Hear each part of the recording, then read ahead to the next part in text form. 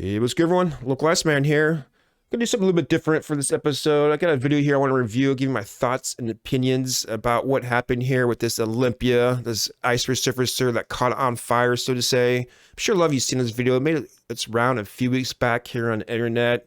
From what I understand, it's a video from about 6 months ago, or an incident from about 6 months ago that just kind of made its way online a few weeks back. And I think it's definitely interesting and something to take a look at and make some comments on, because a few things that happen here I definitely want to make a comment on. I think it's something that for new drivers, even venture drivers, can learn from this, because this guy, he did something really great. He also did something really dumb. So let's go ahead and take a look at this video, let you know what I'm talking about. We'll start here from the beginning. Make sure the sound's up here.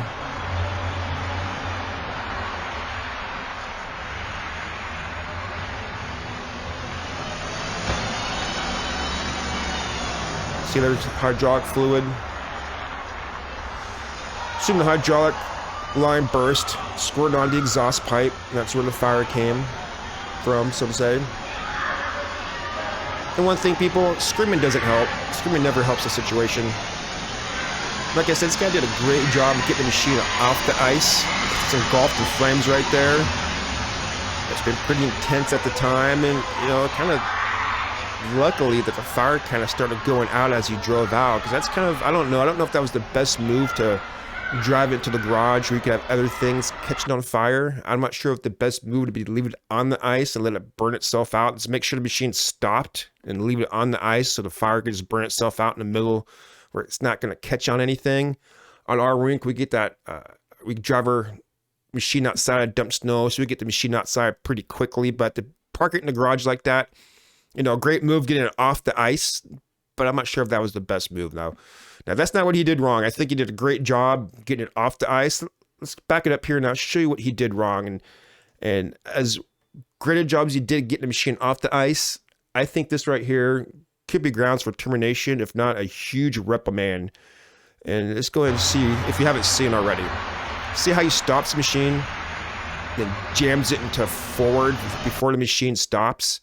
That's not good. Yeah, I've been guilty of that myself back in the day. Been in a little hurry, getting the machine on the ice, maybe a little bit behind, and it's like, oh, that's not good. You could tell you've done it. You know, tires start spinning. Not good. And I'll digress here real quickly about doing donuts on the ice. You know, these machines are built not to slide on the ice. They're studded tires, four-wheel drive. They're just not built to do donuts. They're built so they won't slide on the ice. So if you purposely slide your machine on the ice, do donuts on the machine with the machine, that's just dumb, and you'll get instantly fired at my rink. If I come in and see you do that, I don't care if I've worked a month in a row, your ass is out the door if I catch you doing donuts with my machine on the ice. This right here, I think this is kind of unforgivable, because I think this right here caused it.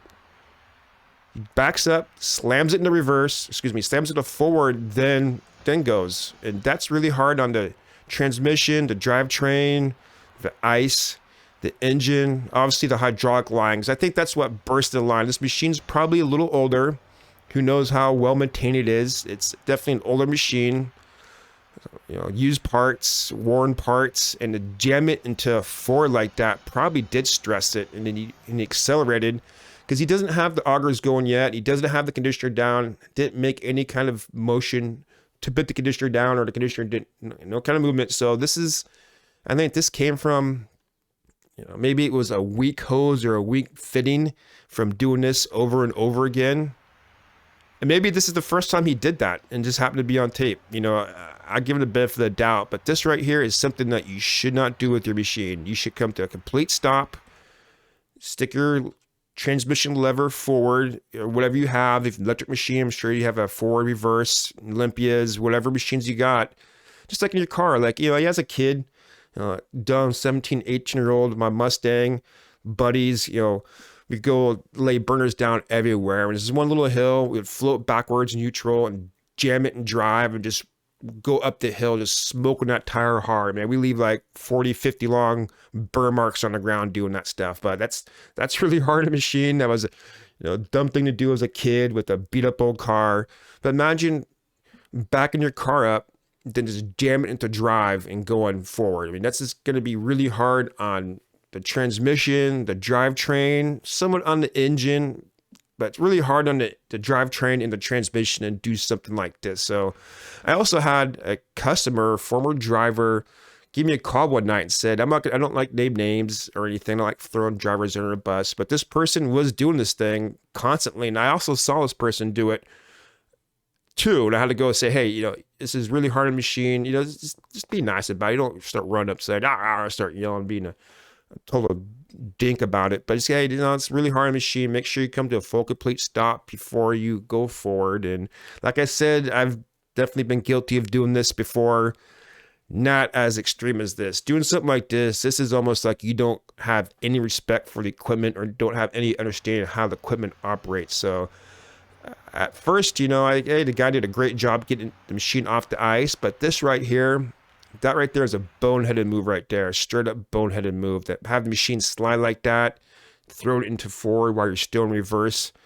I don't want to have to keep explaining that, why that's bad for the machine, bad for the drivetrain, the studded tires, the ice. Yeah, it's gonna not terribly bad with the ice sliding the machine like that, but it's not a good move. It's not a good look, and I think ultimately it caused the problem here. And at least treating the machine like this, if this machine is treated like this constantly, just being jammed around like this, yeah, this machine's gonna break down a lot sooner. So you could tell when he just accelerated off out of the churn there. Put the sound back up right here.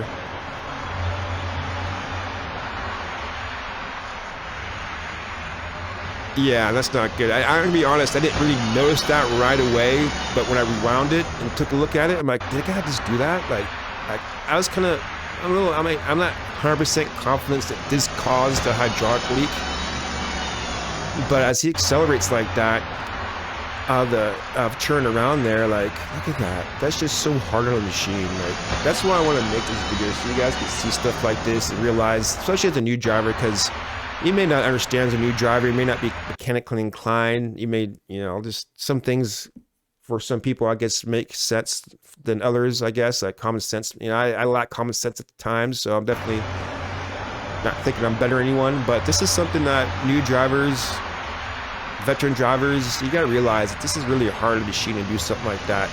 And when he guns it like that, I'm sure that's where the hose broke right there. And that's a significant leak right there. That's not a small leak. That's a huge leak. And again, he did a great job of getting the machine off the ice there. But I think that ultimately, again, the way he turned the machine around, you can see right there. You know, I think he's backing up so fast that water was coming off the tank, you know, because you fill your ice making water up too much to that overflow line right there, and you back the machine up, you get a little water coming out.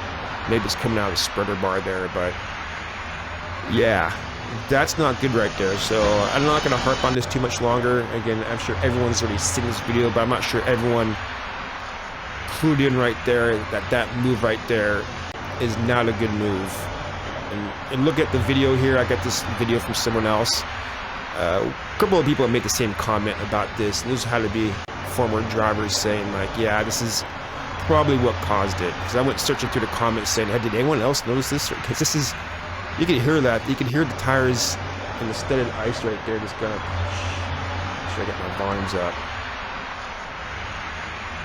Yeah, so that's it. I'm not sure if I can add too much more of this. Again, be gentle on machines. Realize that they are expensive piece of equipment. They are delicate machines. They're not indestructible, and we heavily rely on these machines. You know, if you don't have a backup machine, you gotta treat your primary machine or your only machine like, I don't know, like it's a fragile, delicate flower, because if things break down, you're closing the doors, you're out of business. So you really gotta make sure to take care of your machines so they don't break down. Because, you know, they get a lot of use, a lot of wear anyway, a lot of maintenance. You don't really need to be fixing this type of stuff right here, just kind of boneheaded stuff right there. Stuff that's preventable. And this is obviously totally 100% preventable. I mean, hydraulic lines are going to break. I had one break on me again. It was something that when the old driver put everything back together, he didn't make sure that hose was in the way, so that hose chafed and blew up and hydraulic flew over the ice. You know, you got it fixed pretty quickly, but it's something you don't want to have to worry about here. So Okay, I'm not sure if I can add too much for this. Go and comment below and give me your thoughts and opinions if you think that this caused the damage or it was something else. I really 100% believe that him turning the machine around like that definitely was a contributing factor in the hydraulic leak. So hopefully the machine's all right. Hopefully no one got hurt. Hopefully the driver learned a lesson there. I don't know if anyone's going to point out right there that that's probably what caused it. You shouldn't do that. Luckily this was on tape here. Hopefully he gets to review it and learn something. That's all I got for you guys today. Thanks for watching. As always, hope you learned something. And like the local Iceman says, stay cool.